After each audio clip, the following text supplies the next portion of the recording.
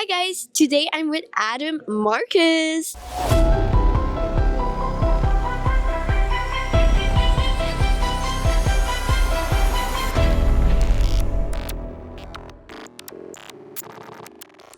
Hi Adam. Hi. First question. You directed Jason Goes to Hell. What new idea about Jason are you proudest of bringing the franchise? I think the thing that I'm most proud of in Jason Goes to Hell, as far as the franchise is concerned, is that I always felt when I was a kid, growing up with the Friday the 13th films, that they kind of treated the audience like a bunch of dummies, that they didn't have respect for their audience. And so they didn't care about the timeline. They didn't care that Jason is this little boy in 1980, even though he drowned in the 1950s. And somehow his body, because he's dead, his body stayed at 11 years old. But then 2 weeks after the original Friday the 13th, not only is Jason alive, but he has gained 160 pounds of body mass, has learned how to drive, has learned how to read, walks around town because we watch his boots walk across the street when he goes to Alice's house. And he's got this incredible sense of humor because he hides his mom's head in the fridge, and then he goes and hides and waits for Alice to find it because that'll be a hilarious prank when she finds his mom's head. So an 11-year-old doesn't become that person in 2 weeks. So what Jason Goes to Hell did was, by introducing the Necronomicon into the mythology, we allowed Jason to be something from hell, something else. Okay. You're making me realize how, yeah, that's true. Like, how did he grow up that much, and how does he have like, that's true. Oh my God, you just made me realize something big. Okay. Y'all understand, right? Did y'all know that? Because I didn't. Second question. Secret Santa was a gory, dark comedy return to horror. What makes a horror comedy work for you? I think that it's the balancing act, right? Because you're trying to be entertaining, you're trying to be funny, but you also have to make it about why is this a horror movie? Why is this horrific? And I think the trick is that it's real easy to tell jokes in a movie to like get laughs. I think in horror specifically, like let's say one of the greatest horror comedies of all time is Shaun of the Dead, right? I love that movie. All of the comedy is based on character. And in Secret Santa, we tried to do that, is that if everything is part of the character comedy, the laughs aren't at the expense of creating what ends up being terrifying for the audience. Yeah. Third question. You and Deborah co-write Texas Chainsaw 3D. What's one beat from your original draft you still miss on the screen? The way you just went like, That's me missing things that we created that never got to the screen. There's actually two things. I'll give you two examples that are my two favorites. You're not allowed. Damn it. Just joking. Okay.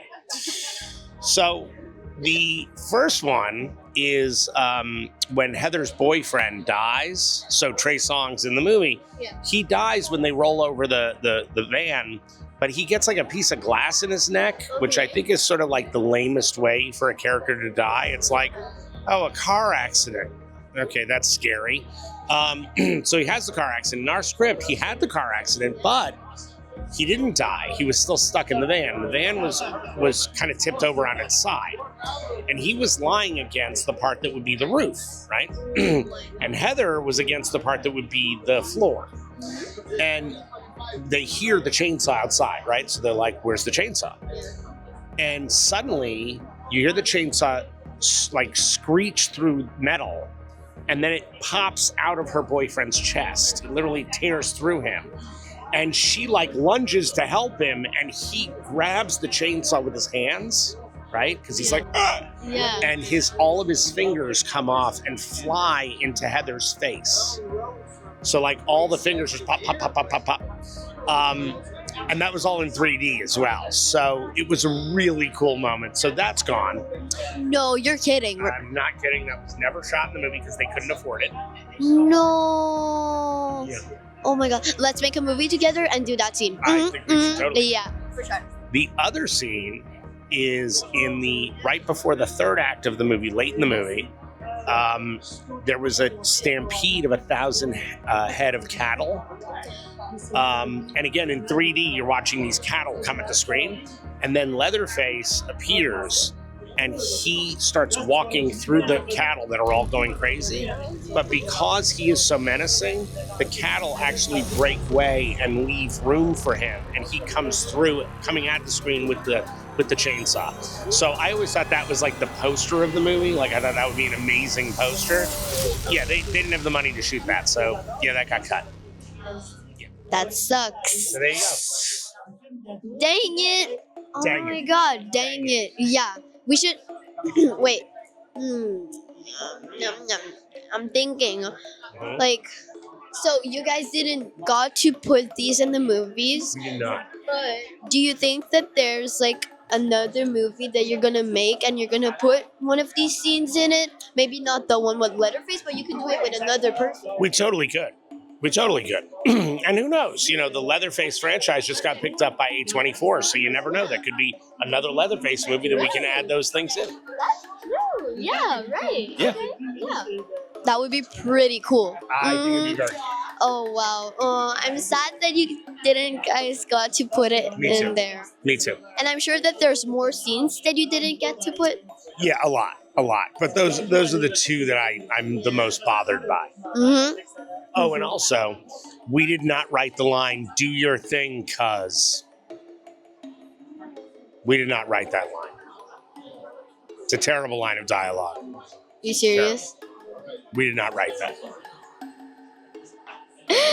Okay. Oh my god. Wait, that sucks. Oh. Okay. Fourth questions. Yes. Your doc, Hearts of Darkness, the making of the final Friday's ditch into Jason Goes to Hell. What's the biggest myth you wanted to clear up? Ooh, the biggest myth. That's really interesting. Well, okay, here's a myth that's gone on for far too long, and it's something that the producer of the movie, a man named Sean S. Cunningham, has said over the years, that the movie, when he got the movie, it was such a mess, quote unquote, that he had to go and reshoot 60% of my movie. This is an outright lie. Sean Cunningham did not reshoot one frame of my movie. That never happened. He lied about that. And the documentary actually really kind of fixes that lie by saying that Sean was barely ever on set, that the actors didn't even remember what he looked like. So if he had reshot my movie, wouldn't the actors all know who he was? Yeah. Yeah. So that is the biggest misconception about Jason Goes to Hell that I think the documentary helps to clear up. I can't hold my serious look. Oh my God. Oh, that's cool. There's a killer clown from outer space. He has the gun. He's gonna turn us into cotton candy. No. So good. So good. We have the gun too. Haha, we stole it from the By the way, there's also space. There's also one other thing that the documentary clears up, which is the spelling of Voorhees on the mailbox. It's misspelled on the mailbox.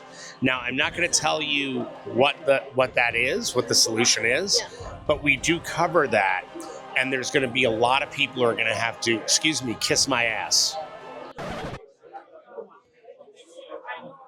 No, it's fine. It's fine. Don't worry. My dad's worse sometimes, especially when he texts. They have a group chat that says the boys, and he always says like, "Oh my God, guys, I literally just did like, and it sucks, and it's so bad, and like." I read your text sometimes, and you're bad. You're a bad boy. Very bad. I'm just joking. I don't read your texts. You're right. You're right about your father. Bad boy. Just bad boy. Let's go on to the last question. Love it. With Skeleton Crew, what scrapey indie trick helped you pull off a big scene on a small budget? Well, look, I love when he does that. well, because your questions are very thoughtful. They're really good. And so it takes me a moment to like really consider it and think about, okay, what's a good answer to that question, which is always the mark of a good question, because we know, like, all right, you thought about it, so now I got to think about it. Thank you. Yeah, absolutely. Here's the thing about Skeleton Crew and why we're called Skeleton Crew. When you're a skeleton crew, it means you have very few people to make a movie, right? You only have the essential people. Okay. That's what Skeleton Crew's about, is having the essential people to actually make something happen and make it realized.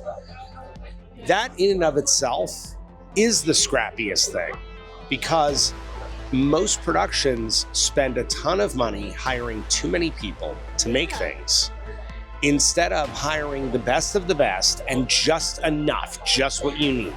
That's exactly what I thought too. Yeah. The other thing I will say, I'm also blessed that not only is Skeleton Crew our film company, but it's also my theater company, which has all my actors. And so when I cast a movie, I cast primarily out of that group of actors, and we're able to rehearse scenes over and over and over again before we go to shoot them. It really, and when we get to set, I don't have to waste any time rehearsing a scene because they know their work already. So it makes things a lot easier to get done. Oh, that's pretty smart. Fun. Okay. Well, thank you so much, Adam, for being again here with me. You are one of my favorite interviews. Oh, thank you. Yes, I'm blessed. Thank you. You guys heard that? I'm the favorite. One of the favorites, sorry. Do that. Bye.